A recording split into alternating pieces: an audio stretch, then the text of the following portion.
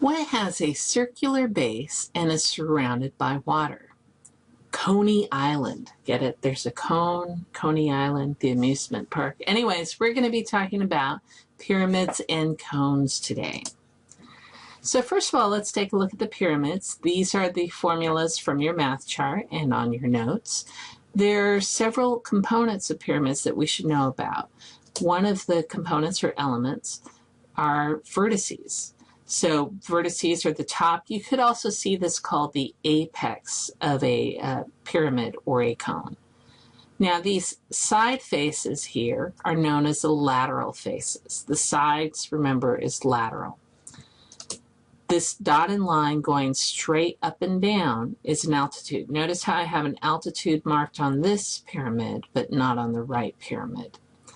Then this bottom part, these are called the base. So just like our prisms, pyramids are a lot like a prism, except the prism goes straight up and down and the pyramids form a pyramid.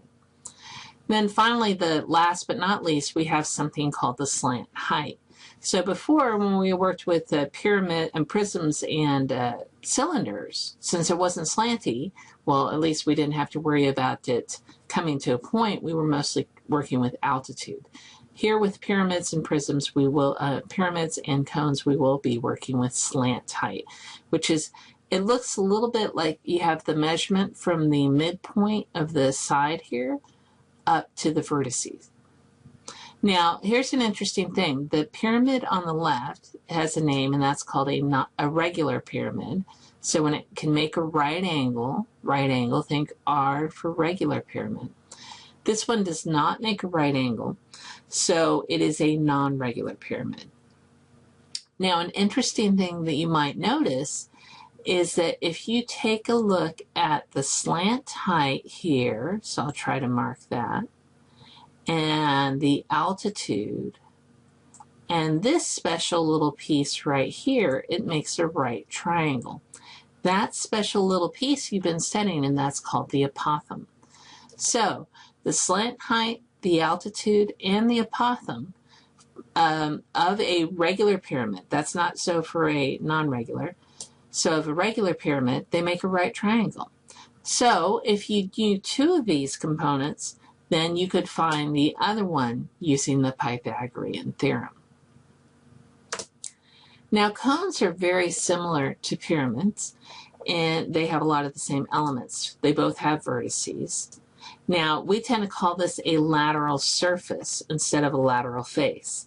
Faces only have straight edges. Surfaces is because we can't have a straight edge on a cone.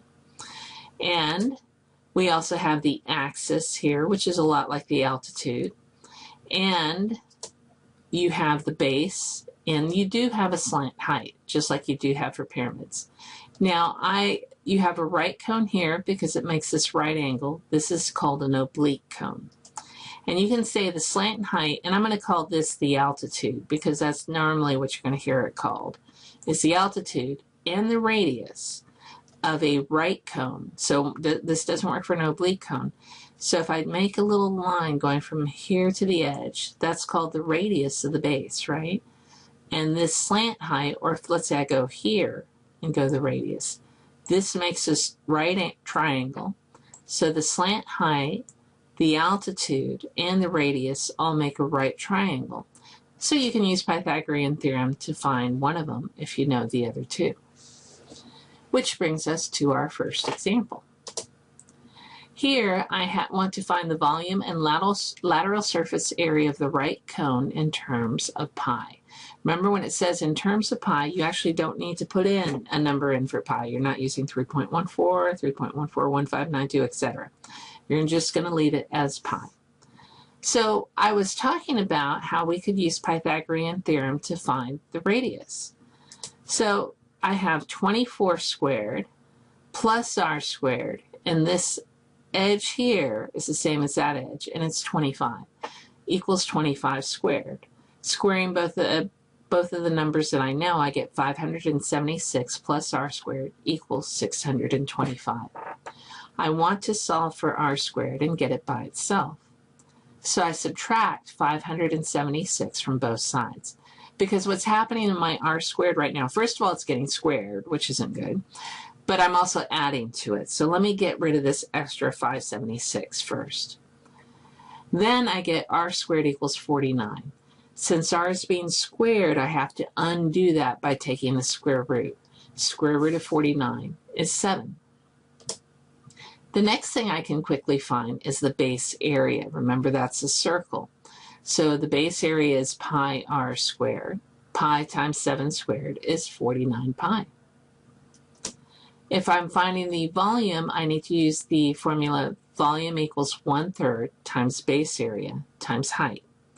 So the height's going to be from the base to the vertice here.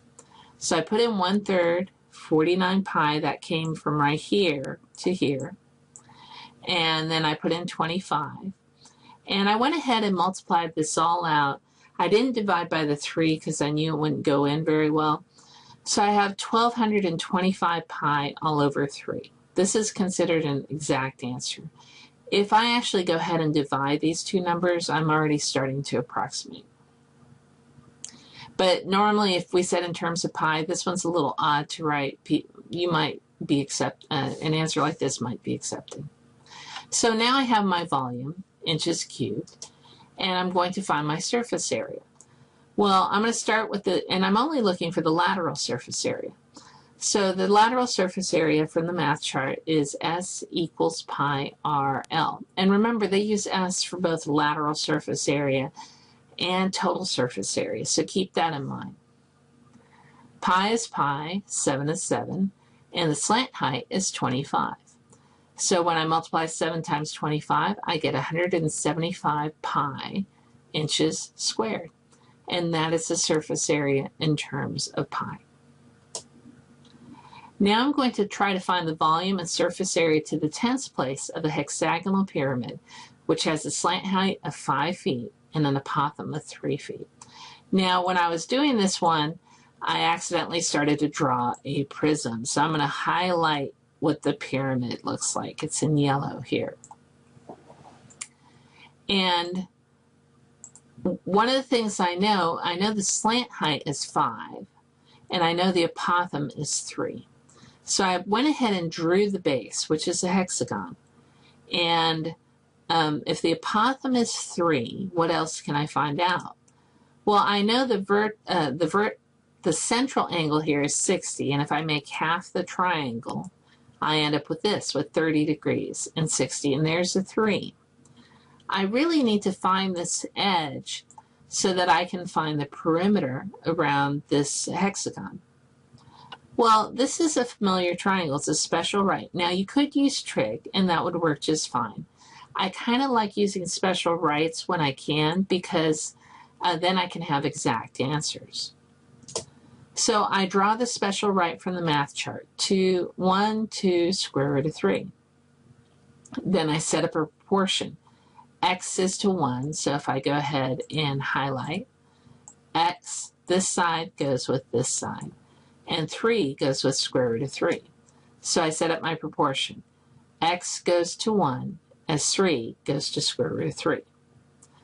Well, that's pretty much solve for X. And if I multiply that by 2, I find out that each side is 6 divided by square root of 3. Now, you could be freaking out because you see the square root of 3 underneath. You can actually just let it sit there for now. It's okay. So now I can find the perimeter. The perimeter is 6 of these sides added up together, right? So 6 of these 6 square roots of 3, 6 over square root of 3, you just multiply the two numbers in the numerator, 36 over square root of 3. So that's my perimeter. Now I can find the base area, which is 1/2 times the apothem. A in this formula stands for apothem, which is here, times the perimeter. So 1/2 times 3 times 36 over square root of 3. And you will find out that what I did is I said half of 36 is 18 times 3 is 54. So this is the base area, 54 over square root of 3. And it's okay to leave it like that. Now I'm going to find the height, because if I'm going to find the volume, volume requires height. Well, I know that the apothem, which goes from the center here, if I'm looking right there, it's 3. The slant height, the distance going up right here, is 5. And so what does that make the regular height? Well, I can use the Pythagorean theorem, or you might recognize this as the Pythagorean triple. It's a 3, 4, 5 right triangle. So my height is 4. Now I can find volume, and volume is 1/3 times the base area times the height. Substituting everything in, I get a really messy number, 216 over 3 square root of 3. All I did was I multiplied the numerators together, and I left these 2 in the denominator. But you're probably freaking out, so let's go ahead and get a decimal answer, 41.6 feet cubed. Now I'm going to go ahead and find the lateral surface area, which is 1/2 times the perimeter times the slant height. 1/2, 36, and square root of 3, and there's the 5. I actually simplify the 2 and the 36. I make that an 18, and 18 times 5 is 90. So the lateral surface area is 90 over square root of 3. But I really, since it doesn't say lateral here, I want the total surface area. So I need to add the lateral, or the side surface area, to the bottom. So here's the lateral surface area plus the base area from the bottom. 90 over square root of 3 plus 54 over square root of 3. If you remember in fractions, when the denominators match, you just add the numerators. So you get 144 over square root of 3. Finally, if you're tired, you can plug this into your calculator and you get 83.1 feet cubed. And I kind of ran out of room on the screen for that one.